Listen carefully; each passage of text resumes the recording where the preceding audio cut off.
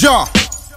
Et yo, c'est Bustaflex, spécial case DJ Hip Hop Corner. Tu connais la vibe. Peace, que les hip hop soient avec vous. À l'aise, un canapé, une console, de la conso, on croit qu'on pèse, mais quoi qu'on dise, n'a pas de CDI, flemmard 10. On se débrouille toujours pour se payer nos petites friandises, car c'est la merde, c'est la crise, dans les couples, dans le biz, dans ma tête, c'est les states, mais la tête paralyse tous nos rêves, tous nos gestes, on te brise, oh, si vous voyez des jeunes planer, n'appelez pas la LISPO, on laisse le temps faire compagnie et au bispo, génération les bistros qui traînent pas dans les bistros, oh. Salut Busta, donc voilà, moi-même je suis honoré de te rencontrer dans le cadre de cette interview, on va dire. Merci. Comme je te l'ai dit, c'est des années que je t'écoute, machin. Ouais. Donne un maximum de force, tu le sais, 95 comme on en parlait à l'instant. Yes. Donc ma première question ce serait, est-ce que tu as annoncé récemment la sortie d'un nouvel album pour la fin de l'année. Est-ce que tu peux nous en dire un peu plus sur ce projet à venir? D'accord, bien sûr. Alors, je vais sûrement le décliner peut-être en 2 volumes.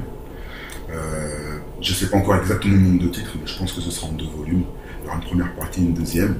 Et après, au niveau du contenu, eh ben, ce sera une évolution de Bustaflex. D'accord. En fait, c'est une évolution de Bustaflex. C'est-à-dire que, voilà, je rappe depuis un moment, le rap a changé, le rap a évolué. Moi, j'ai toujours essayé d'évoluer avec, sauf que depuis les derniers styles qui sont arrivés, on m'a pas encore entendu dans ce style-là pour savoir est-ce que je suis capable ou pas de le faire, est-ce que je me suis adapté ou pas. Et on va dire que les années précédentes, c'est ce que j'ai préparé parce que je savais qu'il fallait être à l'heure, que j'avais bien exploité mon style de Bustaflex qu'on connaît depuis les années 90 jusqu'à fin 2010, 2000, comme ça. Et donc il était temps de revenir avec du frais parce qu'entre temps j'ai fait des choses, j'ai produit un artiste, des trucs comme ça, mais moi on m'avait pas encore entendu concrètement sur un vrai projet avec plusieurs titres. Donc j'ai travaillé dans ce sens-là. C'est-à-dire je me suis dit voilà, tu sais rapper, tu connais le peura, le rap a évolué, on est en 2018, donc comment tu te situes? Donc moi j'ai travaillé en amont, j'ai anticipé le truc en me disant que voilà, il fallait que je montre que même encore aujourd'hui, il y a encore du jus, que le flow il est là, j'ai des trucs à dire, et en même temps la forme du rap a changé. Donc du coup il faut aussi s'adapter. Donc je pense que j'ai fait un travail pour comment dire ça, pour me pas plaire, mais me faire connaître ou découvrir d'un nouveau public, d'un public qui m'a oublié et d'un public qui m'attend. Donc j'ai essayé de pas contenter tout le monde, mais presque, en gardant mon identité et surtout en essayant aussi de m'adapter aux nouvelles phases et tout ça qui me plaisent. Donc je me suis même pas forcé, j'ai juste travaillé d'autres styles que je connaissais pas pour pouvoir être à l'heure. Et voilà ce qu'il va y avoir dans ce disque. D'accord. Donc j'en viens à ma deuxième question. Yes. Sur, donc comme tu viens de le dire, la scène française elle a bien évolué depuis tes débuts. Il y a une nouvelle génération qui a émergé, qui présente une musique bien différente du rap des origines. Et donc est-ce que le grand frère que tu es a envie de passer la force à quelques nouveaux actuellement? En fait, si tu veux, oui. Sauf que je l'ai fait il y a les années précédentes en produisant un artiste qui s'appelle Ornette La Frappe. Je suis dans mon bolide, je pense à toi. J'ai charme mon bolide, je pense sur moi. Je suis dans mon bolide, je pense à toi. J'ai charme mon bolide, je pense sur moi.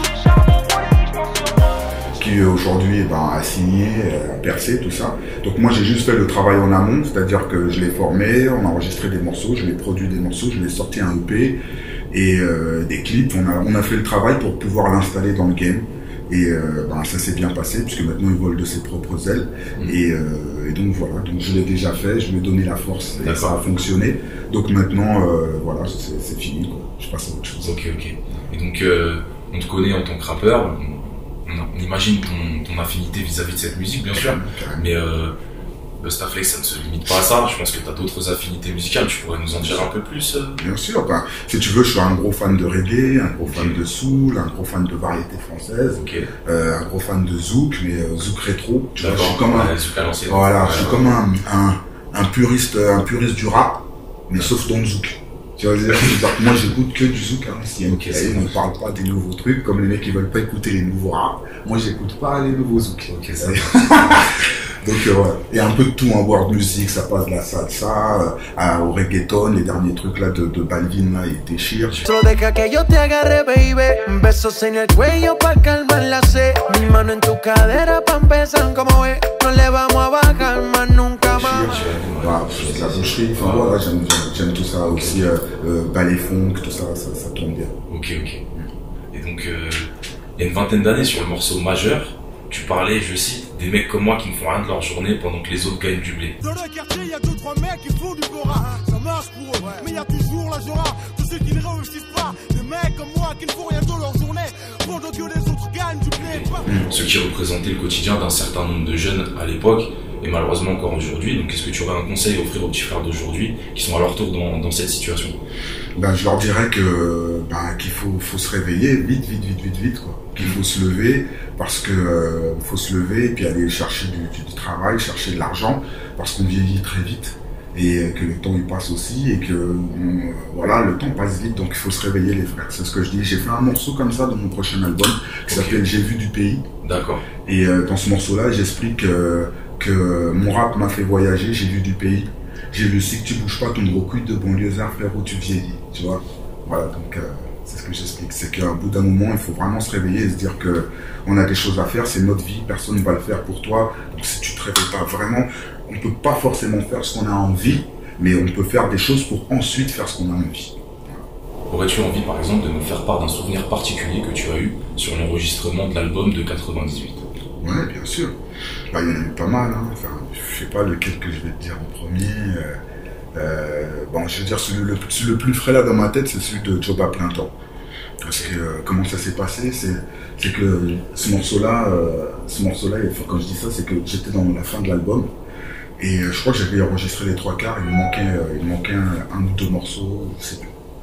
Et le matin, on était en studio avec une chaîne, et Zoxy il arrive et il me dit ouais, j'ai une prod de ouf, il va falloir écouter. Et donc vas-y, pardon, c'est tout. Et bam, il met la prod de Job à plein temps, enfin il met l'instru.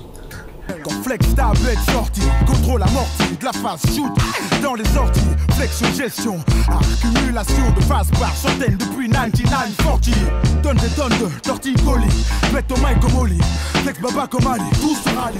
Avec une chaîne et tout, on se regarde comme des ouf, voilà, tout ça. C'est ce qui manquait aussi dans mon album, c'est-à-dire que j'avais une palette de plein de productions différentes, plein de styles, mais j'avais pas une prod comme ça qui faisait piano, qui groove avec une boucle de basse, enfin un truc vraiment que personne n'avait encore comme genre de prod comme ça en France à ce moment-là. Donc quand il m'a ramené ça, je suis devenu ouf et je lui ai dit vas-y, j'écris tout de suite. Voilà, c'était l'impact.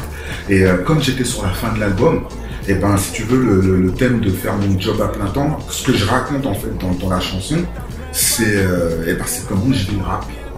Et comme j'avais déjà écrit tout l'album, c'était la fin, si tu veux, j'avais un autre flow qui arrivait, contrairement à tous les autres morceaux, cela. Si tu veux, spontanément, avec la prod, je suis rentré dans un autre univers, un autre délire et tout. Et donc j'étais super content d'avoir écrit ce morceau. Cool Chain, il m'a donné un coup de main pour le refrain, parce que je galérais aussi pour trouver le refrain. Quand j'ai galéré, c'est que je l'avais, mais je savais pas comment le former. C'est lui qui m'a dit, t'as job à plein temps, tu finis ton texte avec ça, donc ça peut être ça ton refrain. Il me fait un gimmick, et boum, et c'était grave efficace. On a dit, mortel, on transfère le truc.